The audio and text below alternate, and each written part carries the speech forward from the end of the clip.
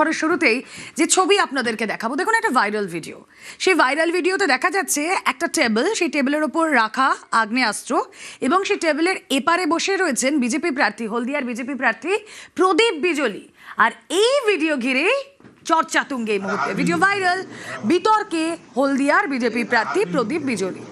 BJP প্রার্থীর সামনে টেবিলে রাখাই আগ্নেয়াস্ত্র, কি কারণে? সামনে ভোট, এই আগ্নেয়াস্ত্র যেখানে রাখা রয়েছে টেবিলে তার উপরেই বসে রয়েছেন বিজেপি প্রার্থী, আগ্নেয়াস্ত্র নিয়ে নাড়াচাড়াও করছেন কয়েকজন। কথা বলবো, প্রতিনিধি সুজিত ভৌমিক রয়েছেন সঙ্গে। সুজিত, দেখো, কাল বাদে পরশু ভোট, আজকেই প্রচার। শেষ বেলায় যখন দেখা যাচ্ছে শিল্প শহর হলদিয়ায় ভোটের একবারে জমজমাট অবস্থা, তখনই এই ভিডিও ভাইরাল, ভিডিও আরো ভাইরাল হয়ে উঠেছে ভোটের দোরগোড়ায়। সেই ছবিতে কি দেখা যাচ্ছে? সেখানে দেখা যাচ্ছে বিজেপি প্রার্থী প্রদীপ বিজলির সামনে আগ্নেয়াস্ত্র এবং তার সঙ্গে থাকা লোকজন সেটাকে নিয়ে নাড়াচাড়া করছেন এবং তা নিয়ে কিন্তু তৃণমূল অভিযোগ করছে যে একেবারে ভোটারদের ভয় দেখাতেই এলাকাকে সন্ত্রাসমুক্ত করেই ভোট করতে চাইছে বিজেপি। যদিও অভিযোগ অস্বীকার করে ভিডিও, যে ভাইরাল ভিডিও, সেটা যে এআই করে কৃত্রিম ভাবে বানানো, সেটাই তিনি কিন্তু অভিযোগ। তবে অভিযোগ তিনি যখন করছেন, পাল্টা তৃণমূল কিন্তু বলতে ছাড়ছেন না, যে তিনি বলছেন সামনে ছবি চলে আসার পর চাপে পড়ে এই বাহানা দিচ্ছে বিজেপি। এবং গোটা ঘটনা নিয়ে বিজেপি তৃণমূলের চাপানো শুরু হয়ে গেছে এবং রাজনৈতিক চর্চা চলছে দুয়ারে। এখন ভোটের দোরগোড়ায় রুমেলা এমন ভিডিও সামনে আসার ফলে তৃণমূলের তরফে কিন্তু গোটা বিষয়টিকে নিয়ে ঝাঁপিয়ে পড়ে একবার প্রচারে তুলে চেষ্টা চলছে। এই ঘটনা সামনে আসা, ভোট যেখানে কাল বাদে পরশু, সেখানে কিনা এ ধরনের অবশ্যই এই নিয়ে যে বিতর্ক তুঙ্গে উঠবে তার বলার অপেক্ষা রাখে না। প্রদীপ বিজলিবাবু বসে আছেন এবং পাশে তিনার টেবিলেই আগ্নেয়াস্ত্র নিয়ে একজন হাতে তুলে দিচ্ছে। এটা আমরা ভিডিওতে দেখতে পেলাম। তো জানি না এরা ভোটের আগে এইভাবে সন্ত্রাস তৈরি করে মানুষকে ভয় দেখিয়ে হয়তো ভোটে জিততে চাইছে। একজন প্রার্থী তিনি সেখানে তার টেবিলে আগ্নেয়াস্ত্র একজনের কাছে আরেকজন হস্তান্তরিত করছেন এবং তিনি বসে আছেন। এখন এ দেখে তো মনে হয় কি যে বিজেপি সন্ত্রাস করে জিততে চাইছে। করে কিছু করা যাবে না, ও সব এআই করে, আজকাল এআই এর দিন, এআই করে ওই সব করছে নোংরামি। আমি কোনোদিনই আমার ওই সব নেই। আমার নামে থানায় একটা ডায়েরি নেই। 294টা ক্যান্ডিডেটের মধ্যে আমি একজন ক্যান্ডিডেট যার নামে হলদিয়ার কোনো থানায় ডায়েরি নেই, আর আবার আগ্নেয়াস্ত্রের কথা বলে। আরাবুলের গাড়িতে হামলা চালানো হলো, ভাঙচুর করা হলো। আসুন দেখাই সেই ছবি, আরাবুল ইসলামের গাড়ি, আর সেখানে হামলা, ভাঙচুর, গাড়ির কাঁচ ভেঙে গিয়েছে, টুকরো টুকরো হয়ে গিয়েছে। কিন্তু কখন? যখন তিনি আহতকে দেখতে যাচ্ছিলেন। আহতকে দেখতে যাওয়ার পথে এই হামলা, আইএসএফ কর্মীদেরও মারধর করার অভিযোগ। ক্যানিং পূর্বের আইএসএফ প্রার্থী আরাবুল, ক্যানিং পূর্বের দেউলি এলাকায় ব্যাপক উত্তেজনা, প্রতিবাদে বাসন্তী রাজ্য সড়ক অবরোধ। আইএসএফ এর তৃণমূলের বিরুদ্ধে হামলার অভিযোগ, আর আইএসএফ এর অভিযোগ অস্বীকার তৃণমূলের। ক্যানিং পূর্বের আইএসএফ প্রার্থী আরাবুল ইসলামের গাড়ি ভাঙচুর, তাও কখন? যখন তিনি আহতকে দেখতে যাচ্ছিলেন। কারা করলো এই ভাঙচুর, কারা করলো এই হামলা, জানবো। কল্যাণ প্রতিনিধি রয়েছেন সঙ্গে। কল্যাণ, একেবারে রুমেলা জানিয়ে রাখি, হচ্ছে দেউলি যে এলাকার কথা বলা হচ্ছে, সেই দেউলি এলাকাতে আইএসএফ কর্মীদের বাড়িঘর ভাঙচুর এবং মারধর করা হয়েছিল বলে আরাবুল ইসলাম খবর পায়। আর সেই খবর পাওয়ার পর আজকে সকালে আরাবুল ইসলাম হচ্ছে যখন সেই দেউলি এলাকায় তার বাড়িতে গিয়েছিল দেখা করতে, তাদেরকে তুলে নিয়ে হাসপাতালে নিয়ে আসছিল। সেই সময় আরাবুল ইসলাম সহ তার কনভয়ে যে সমস্ত গাড়ি ছিল তাদের ওপর কিন্তু বেধড়ক মারধর করা হয়, হামলা করা হয়। বাঁশ, লাঠি, রড এবং ইট দিয়ে কিন্তু হামলা চালানো হয় বলে অভিযোগ। আরাবুল ইসলাম যে ক্যানিং পূর্বের প্রার্থী, তার গাড়ি ভাঙচুরের পাশাপাশি তার কনভয়ে যে একাধিক গাড়ি ছিল সেই সমস্ত গাড়ি ভাঙচুরের অভিযোগ উঠছে তৃণমূলের বিরুদ্ধে। অন্যদিকে যে সমস্ত আইএসএফ কর্মী সমর্থকরা আরাবুল ইসলামের সঙ্গে গিয়েছিল তাদেরকেও বেধড়ক মারধর করা হয়। এই ঘটনায় বেশ কয়েকজন আইএসএফ কর্মী আহত হয়, তাদেরকে উদ্ধার করে আরাবুল ইসলাম দ্রুত এই ঘটকপুকুর যে বাসন্তী হাইওয়ে ঘটকপুকুর, সেই ঘটকপুকুর এলাকায় আসে এবং ঘটকপুকুরে এসে এলাকার যে সমস্ত আইএসএফ কর্মী সমর্থক রয়েছে তাদেরকে সংঘবদ্ধ করে এই এলাকায় রাস্তা অবরোধ শুরু করে। প্রায় 1 ঘন্টারও বেশি সময় ধরে এই রাস্তা অবরোধ চলছে। ভাঙড় থানা পুলিশের পাশাপাশি কলকাতা পুলিশের ভাঙড় ডিভিশনের একাধিক থানার যে সমস্ত পুলিশ আধিকারিকরা রয়েছে, পুলিশ কর্মীরা রয়েছে, তারা কিন্তু বেশ, যে ছবি আপনাদেরকে দেখাচ্ছি ইতিমধ্যে সেখানে রাস্তা অবরোধ করে বিক্ষোভ প্রদর্শন চলছে। আমাদের প্রতিনিধি কল্যাণ জানাচ্ছিলেন আইএসএফ কর্মীদের মারধরের অভিযোগ, ভাঙচুর করা হয় আরাবুল ইসলামের গাড়ি। তৃণমূলের হারমাত যে প্রধান কিছুদিন আগে অ্যারেস্ট হলো, হয়েই ছেড়ে দিল পুলিশ, তার নিজে হাতে রিভলভার হাতে আছে, মেশিন হাতে আছে। আর বেশ কিছু দেখলাম কুখ্যাত হারমাত, তারা লোহার রড বড় মেশিন এইরকম করে হাতে রেখেছে, ধারালো অস্ত্র আছে, শাবল লাঠি সোঁটা, প্রায় আমাদের উপরে, আমার গাড়ি তো পুরো ভেঙে দিল, আমার উপরে অ্যাটাক। মানে আমি কোনো রকমে বললাম বেঁচে গেছে। শওকত মোল্লারা ভয়ে পেয়ে এইসব করছে আতঙ্কে। অভিযোগের তীর তৃণমূলের দিকে, যদিও এই সমস্ত অভিযোগ অস্বীকার করছে তৃণমূল। খুনি আরাবুল সমাজ বিরোধী, যে নোংরা খেলা আজকের ওখানে খেলতে চাইছে, এর পরিণামটা ভয়ঙ্কর হবে। ভাঙড়ে ক্যানিংয়ের মানুষকে পর্যন্ত 3-4টে লোককে মারধর করেছে র্যালির নাম করে। এটা অত্যন্ত নিন্দাজনক ঘটনা বলে আমরা মনে করি, আমরা তীব্র নিন্দা করছি। আরাবুল ইসলাম বলছেন সবকিছুই এই শওকত মোল্লা ভাঙড় থেকে অসভ্য বর্বর। যোগী আদিত্যনাথ বলেছিলেন, আর এরপর কে বললেন দিলীপ ঘোষ। কি বললেন? বুলডোজার তোপ দাগলেন। খড়গপুর সদরে প্রচার করছেন দিলীপ ঘোষ, বিজেপি প্রার্থী খড়গপুর সদরে। কিন্তু নির্বাচনী এজেন্টকে হুমকির অভিযোগে পাল্টা হুঁশিয়ারি। ৪ঠা মের পর রাজ্য ছাড়া করার হুঁশিয়ারি, তৃণমূলকে বিহার ওড়িশায় পাঠিয়ে দেওয়ার হুঁশিয়ারি। বুলডোজার চলবে, কাউকে রেয়াত নয় বলে তোপ। পুলিশকেও হুমকি দিলীপের। উত্তরপ্রদেশের উদাহরণ টেনে হুঁশিয়ারি। ভগবানের মন্দিরের সামনে বলছি, এবারে কোনো গুন্ডা বদমাশকে ঘর থেকে বেরোতে হবে না।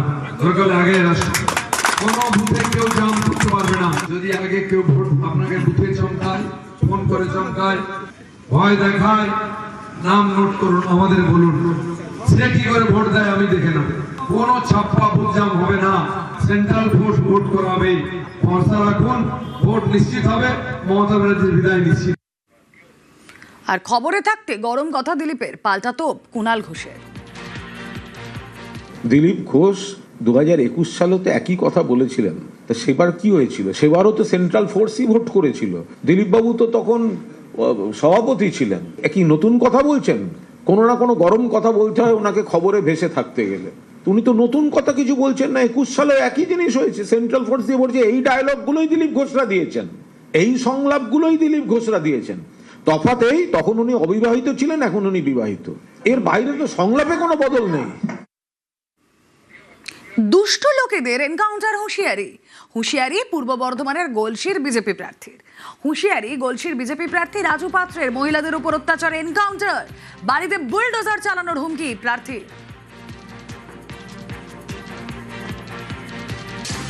সরকারে আসলে যারা মহিলাদের উপরে অত্যাচার করছেন তাদেরকে এনকাউন্টার করব এবং তাদের বাড়িগুলো বুলডোজার চালাবো। যারা সন্ত্রাসবাদী, যারা দুর্নীতিগ্রস্ত, তাদেরকে উচ্ছেদ করব। সেই আমি আমার আন্দোলন চালাবো।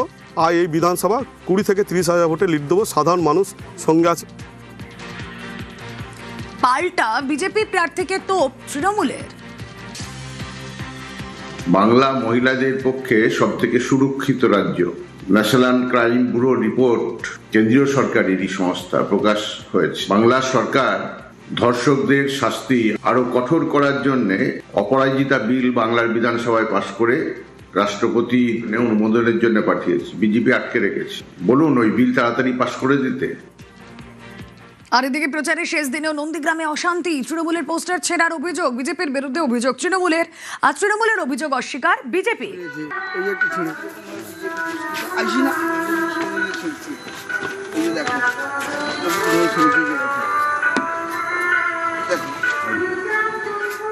এই যে একটা এটা একবারে অবাস্তব বক্তব্য। এটা আমাদের কাজ নয়, আর আমাদের কাজ করার ওটা সময়ও নেই। আমাদের কর্মী নিয়ে প্রতি বুথে বুথে আমরা ভোট প্রচারের জন্য বেরিয়েছি, এবং আমরা যে কাজ করছি আমাদের ওই তৃণমূলের ফ্ল্যাগ হোস্টিং ছিটতে হবে না, ও অনেক ভোটেই হারবে। তার জন্য নিজেরাই প্ল্যান করে এইসব ঘটনা ঘটাচ্ছে।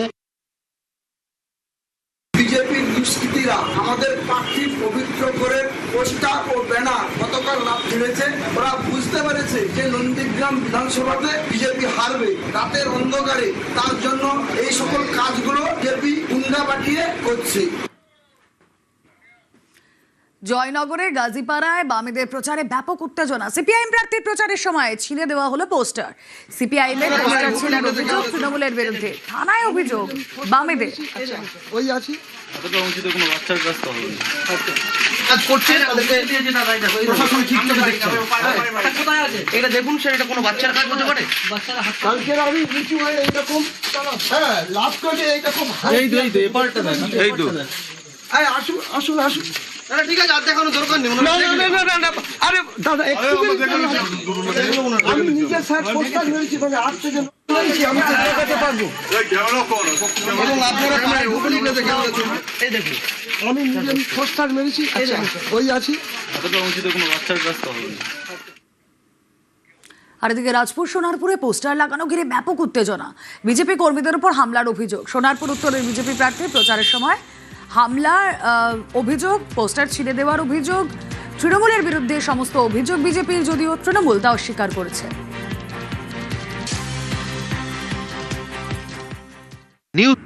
প্রথম দফার আগে জোরদার প্রচার। নন্দীগ্রাম তমলুকে ভোট প্রচারের শুভেন্দু। প্রথম দফা ভোটের শেষ প্রচার। যে ছবি আপনারা দেখছেন, প্রচারে শুভেন্দু অধিকারী, নন্দীগ্রাম আর তমলুকের ছবি। কথা বলবো, সুজিত ভৌমিক রয়েছেন সঙ্গে। সুজিত, একেবারে শেষ বেলার প্রচার, যে ছবি আমরা দেখছি, কতটা জমজমাট প্রচার?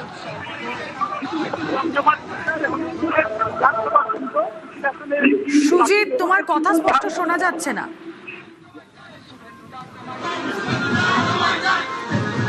নন্দীগ্রাম তমলুকের ছবি আপনারা দেখছেন। ভোট প্রচারে শুভেন্দু অধিকারী, একেবারে শেষ বেলার প্রচার যাকে বলে। প্রথম দফার আগে জোরদার প্রচার, ভোট প্রচারে শুভেন্দু অধিকারী।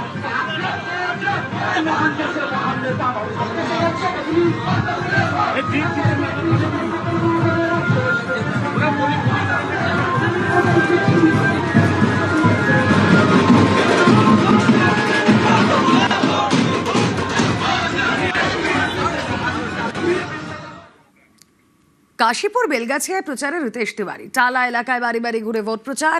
কাশীপুর বেলগাছিয়ার বিজেপি প্রার্থী রিতেশ। মন্দিরে পুজো দিয়ে জনসংযোগে প্রার্থী। বাড়ি বাড়ি ঘুরে প্রতিশ্রুতির লিফলেট বিলি। ভারতীয় জনতা পার্টি প্রার্থী এবং কাশীপুর বেলগাছিয়ার ভূমিপুত্র রিতেশ তিওয়ারি মহাশয় আপনাদের মাঝে উপস্থিত হয়েছেন। আগামী 29শে এপ্রিল সোনার বাংলা ভূমিপুত্র রিতেশ তিওয়ারি মহাশয় আপনাদের মাঝে উপস্থিত হয়েছেন। আগামী 29শে এপ্রিল প্রায় 1 মাস আমার নাম ঘোষণা হয়েছে। গোটা কনস্টিটুয়েন্সি আমি পায়ে হেঁটে ঘুরেছি। এটুকু বুঝতে পেরেছি যে আমি যবে থেকে প্রার্থী হওয়ার পর থেকে আমি কনস্টিটুয়েন্সির বাইরে বেরোইনি। তবে কাশীপুর তৃণমূল হারছে, আর কাশীপুরের সাধারণ মানুষ জিততে চলেছে, এটা প্রমাণিত। প্রথম দফার ভোটের শেষ প্রচার বৃহস্পতিবার সিউড়িতে। প্রথম দফার ভোট শেষ বেলায় প্রচারে ব্যস্ত সব দল। বাড়ি বাড়ি ঘুরে প্রচারে সিউড়ির তৃণমূল প্রার্থী। জনসংযোগ তৃণমূল প্রার্থী উজ্জ্বল চট্টোপাধ্যায়।